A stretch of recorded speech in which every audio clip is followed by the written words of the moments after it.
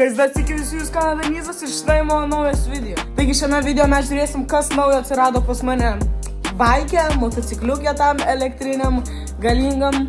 Tai netempiam gumos, prenumeruok mano kanalą, statyk laiką, stengiuosi dėl jūsų ir prieinam prie video. Taigi dabar yra netgi 15 laipsnių šilumos, tai yra tikrai labai daug kaip pavasario pradžioj. Tai jo. Manau, mums reikia jį išvaryti lauką, kad būtų patogiau ir šiaip fainiau žiūrėti video. Taigi atidarom vartus ir išvarom čioperį.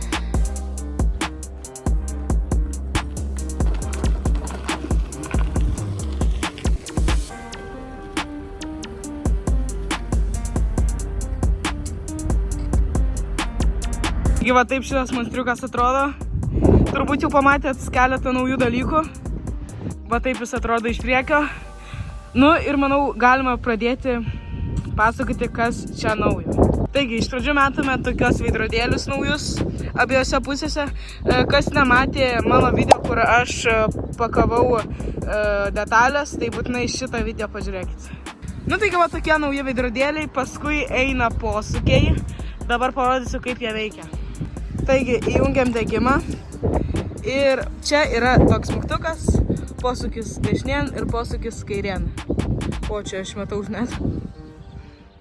Nu įjungiam pavyzdžiui dešinėn ir iš karto rodo čia va ekraną, kad veikia posūkis.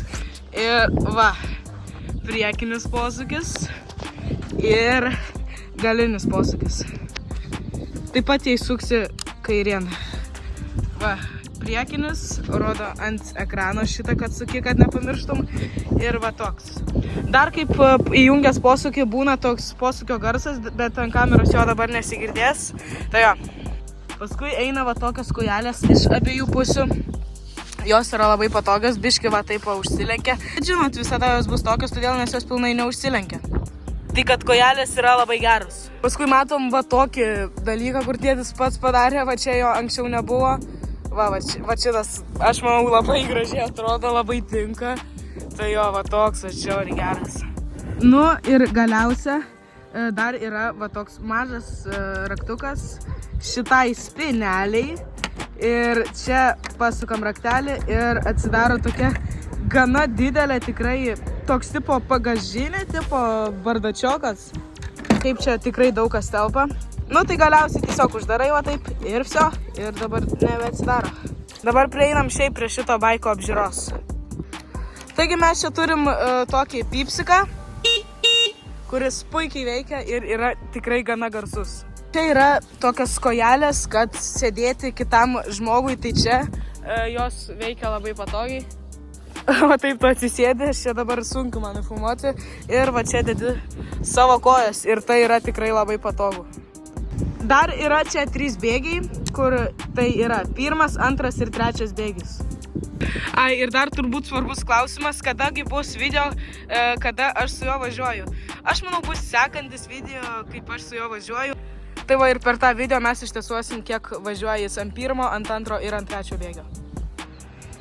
Čia matome R raidę ir kągi jį galėtų reikšti. Taigi čia yra atbulinis režimas, kai tu biški įspaudi šitą mygtuką ir duodi biški gazo ir jis važiuoja atgal. Va, net šuniui įdomu pasidarė.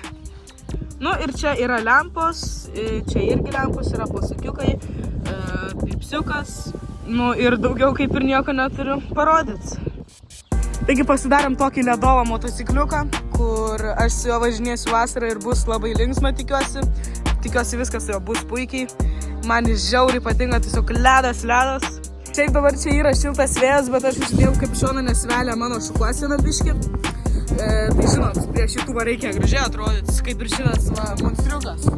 Taigi, aišku, nepamirštam to, kad bus daugiau pilna įvairaus kontento, aišku, ne tik su šito motocikliuku. Tai jo.